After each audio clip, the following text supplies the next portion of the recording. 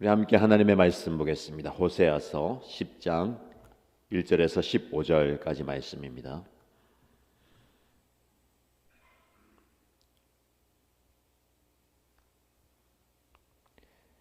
오늘 저와 여러분들이 함께 묵상할 말씀은 호세아서 10장 1절에서 15절입니다.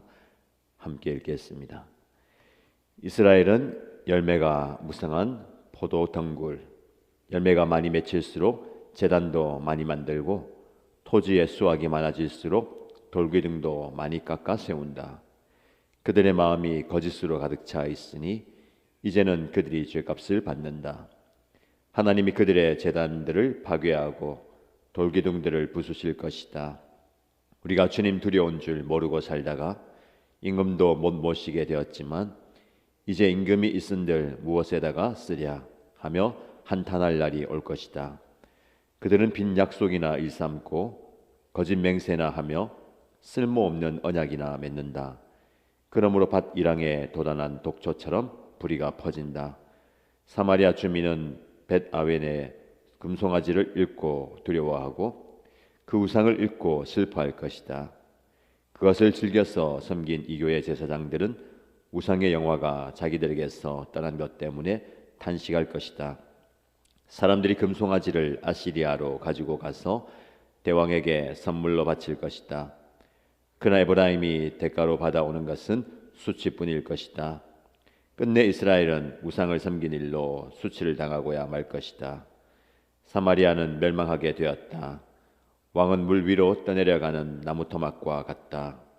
이제 이스라엘의 죄악인 아웬 산당들은 무너지고 가시덤불과 엉겅퀴가 자라 올라서 그 제단들을 뒤엎을 것이다. 그때 백성들은 산들을 보고 우리를 숨겨다오, 또 언덕들을 보고 우리를 덮어다오 하고 호소할 것이다. 이스라엘아, 너는 기브야에서 살던 때부터 죄를 짓기 시작해서 이제까지 죄를 짓고 있다. 거기에서부터 나에게 반항하였으니 어찌 전쟁이 기브야에서 죄 짓는 자에게 미치지 않겠느냐? 내가 원하는 그때에 이 백성을 쳐서 벌하겠다. 이방 나라들도 나와 함께 이 백성을 칠 것이다. 나 주를 떠나고 우상을 섬긴 이 두 가지 죄를 벌하겠다. 한때 에브라임은 길이 잘든 암소와 같아서 곡식을 밟아서 잘도 떨었다. 그러나 이제 나는 그 아름다운 목에 멍에를 씌워 에브라임은 수레를 끌게 하고 유다는 밭을 갈게 하고 야곱은 썰매질을 하게 하겠다. 내가 일렀다. 정의를 뿌리고 사랑의 열매를 거두어라. 지금은 너희가 주를 찾을 때이다. 묵은 땅을 갈아엎어라. 나 주가 너희에게 가서 정의를 비처럼 내려주겠다.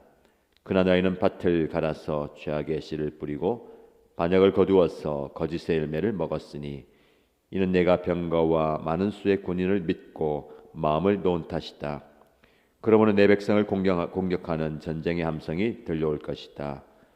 베다벨이 살만에서 공격을 받고 파괴된 날과 같이 너희의 요새들이 모조리 파괴될 것이다. 그날의 자식들이 박살난 바로 그 바위 위에서 어머니들마저 박살나지 않겠느냐? 베델아, 내가 그것과 똑같이 너희들에게 하겠다. 너희가 지은 심히 무서운 죄악 때문에 그렇다. 이스라엘 왕은 전쟁이 시작되는 새벽녘에 틀림없이 잡혀 죽을 것이다. 아멘. 오늘도 우리에게 귀한 말씀이 주어집니다. 이 말씀 붙들고 또 말씀의 은혜와 능력을 경험하는 오늘 하루가 되기를 축복합니다. 오늘 본문의 말씀의 주제는 묵은 땅을 기경하여 그 땅에 하나님의 은혜를 채우라입니다. 이스라엘은 하나님의 은혜를 많이 받은 백성이죠. 그래서 1절 말씀에 열매가 무성한 포도덩굴이다라고 얘기합니다. 실제로 영적으로 하나님의 은혜가 임해서 하나님의 풍성한 복을 받았습니다. 그런데 열매가 많이 맺힐수록 복을 많이 받을수록 은혜를 많이 받을수록 하나님께 감사하며 하나님을 찾는 것이 아니라 그 풍성한 열매와 복을 더 얻기 위해서 제단을 만들고 돌기둥을 깎아 세우는 겁니다. 도무지 이해할 수 없는 우상 숭배의 모습을 보이는 거죠. 마음이 하나님을 향해서 있는 것이 아니라 물질과 세상의 성공과 번영을 향해 있다는 겁니다. 그래서 어떻게 하든지 더 많은 복을 구하면서 우상을 만드는 거죠. 2절 말씀에 그래서 그들의 마음이 거짓으로 가득 차 있다라고 말씀합니다. 하나님으로 가득 차 있어야 할 마음이 거짓으로 가득 차 있다. 무엇이 거짓입니까? 세상 성공이 중요하다. 물질적인 번영이 만족이고 행복이다라는 거짓입니다. 그리고 거짓 우상과 거짓 신들로 거짓 모든 것들이 가득 차 있다는 것. 결국 그들은 그들의 죄값을 받게 됩니다. 주님 두려운 줄 모르고 살다가 주님 무서운 줄 모르고 살다가 큰 어려움을 당하게 되는 겁니다. 하나님의 약속을 붙들어야 할 그들이 빈 약속을 일삼고 거짓 맹세나 하고 쓸모없는 언약이나 맺는다. 나름 중요한 약속이나 중요한 맹세라고 할 겁니다. 사업 간의 관계를 맺는 거, 비즈니스 관계를 맺는 거 필요하고 중요하죠. 그러나 하나님과의 그 언약을 중요하지 않게 여길 때에 세상의 것들이 의미가 없다라는 겁니다. 이 말씀을 통해서 저와 여러분의 삶 속에 적용할 수 있는 바는 무엇입니까? 이렇게 계속해서 묵은 땅을 방치하면 하나님과의 관계가 끊어집니다. 파종을 하고 씨를 뿌릴 때에 쓸모없는 잡초를 제거하고 단단해져 있던 그 땅을 무르게 해야 되는데 그대로 방치하는 겁니다. 우리의 영적인 모습이 그리 되면 안 될 겁니다. 야고보서 4장 8절 말씀에 두 마음을 푼 자들아 마음을 성결하게 하라 라고 말씀합니다. 우리의 마음에 성령으로 가득하고 하나님으로 가득해야 됩니다. 그런데 그것을 거짓으로 세상으로 가득 채운다면 두 마음을 품는 거잖아요. 하나님의 관계가 멀어진 이유를 돌아보아야 됩니다. 더 좋은 것을 얻기 위해서 하나님이 주시는 복을 얻기 위해서 하나님과의 관계를 포기하는 어리석은 자가 되면 안 되는 겁니다. 그래서 하나님께서는 너희 마음에 너의 삶에 묵은 땅을 갈아엎으라 라고 말씀합니다. 12절 말씀이죠. 정의를 뿌리고 사랑의 열매를 거두어라. 지금은 너희가 주를 찾을 때이다. 묵은 땅을 갈아엎어라. 나 주가 너희에게 가서 정의를 비처럼 내려주겠다라고 말씀합니다. 묵은 땅을 갈아엎으라 라고 말씀합니다. 묵은 땅이 어떤 땅입니까? 말씀드린 것처럼 단단하여서 어떤 것도 들어갈 수 없는 마음, 확고한 자기 고집이죠. 자기 생각입니다. 자기 가치관에 딱 갇혀있는 사람입니다. 시간이 지나갈수록 삶을 살아갈수록 우리 스스로의 그 고정관념이 버티고 있는 겁니다. 말씀의 씨앗이 들어가야 되는데 너무 단단하니까 말씀의 씨앗이 들어가지 못하는 거예요. 그래서 어떻게 말씀합니까? 해법이 무엇입니까? 갈아엎어야 되는 거예요. 갈아엎으라는 거예요. 뒤집어 엎는 겁니다. 부드러워져야 되는 것이죠. 그래서 우리가 수용성이 있어야 됩니다. 말씀에 대한 수용성이 있어야 되고 하나님의 은혜에 대한 수용성이 있어야 되는 거죠. 단단한 내 마음. 사실은 세상에서 가장 단단한 것이 무엇이냐? 다이아몬드도 아니고 내 완악한 마음이죠. 마음이 완악해지면, 완고해지면 걷잡을 수 없는 파국의 길로 가게 되는 겁니다. 이집트의 바로가 마음이 완악해지니까 하나님의 기적 앞에서도 마음이 더 단단해지는 겁니다. 하나님을 인정하지 않고 하나님의 기적을 인정하지 않고 끝까지 고집을 부리는 것이 그의 모습이며 저와 여러분의 모습입니다. 여러분 마음속에 세상의 가치관, 잘못된 습관, 자기 중심적인 생각들이 자라나서 우리의 마음을 단단하게 만들 수가 있습니다. 이 단단한 묵어버린 땅을 갈아엎어야 되는 것이죠. 어떻게 하는 것이 갈아엎는 것입니까? 우리의 오래된 습관, 잘못된 관계, 영적인 무관심을 내려놓는 겁니다. 잘못된 습관들을 내려놓고 하나님을 찾는 습관으로 바꾸는 거예요. 말씀을 펼치는 것이 습관이 되고 기도의 무릎을 꿇는 것이 습관이 되고 하나님의 뜻을 구하는 것이 습관이 되는 거. 결국은 말씀이 들어가야 우리의 마음이 변화되고 삶이 변화되는 겁니다. 우리의 마음밭을 잘 준비해야 되겠습니다. 우리의 마음밭이 하나님의 말씀이 뿌리 내릴 수 있도록 갈아엎어야 되는 거죠. 말씀을 듣는 시간이 그런 시간 되길 바라고요. 기도하는 시간이 그런 시간 되길 바라고 찬양을 한번 예배하는 시간이 그런 시간이 되길 바랍니다. 오늘 말씀에 보면 정의를 뿌리고 사랑의 열매를 거두어라.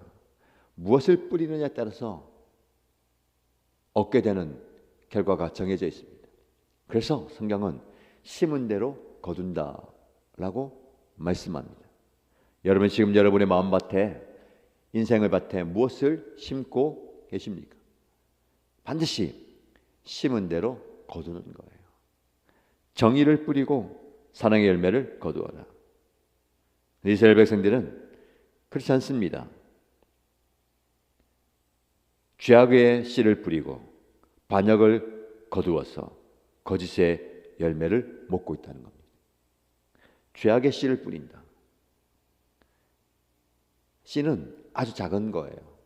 생명이 있나 없나 의아할 정도로 작은 것인데 그것이 밭에 뿌려졌을 때에 뿌리를 내리고 싹을 틔우고 자라나는 거예요.